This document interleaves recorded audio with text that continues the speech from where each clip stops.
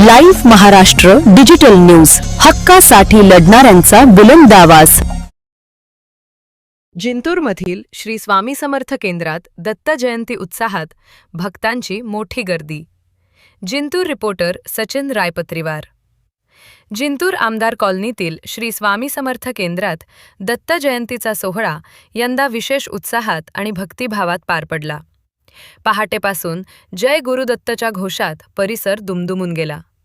7 दिवस चाललेल्या महोत्सवात पारायण पठण, होम हवन, मल्हारियान जप, आरती आणि पालखी सोहळा अशा धार्मिक कार्यक्रमांचे आयोजन करण्यात आले.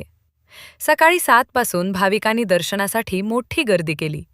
8:30 ते 10:30 पर्यंत पारायण पठण पार पडलं.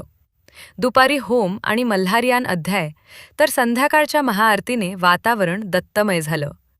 महिलांनी दर्शनासाठी मोठ्या संख्येने उपस्थिती दर्शवली. स्थानिक व्यापारी, सेवेकरी व महिला सेवेकऱ्यांनी सहभाग नोंदवून कार्यक्रमाची शोभा वाढवली.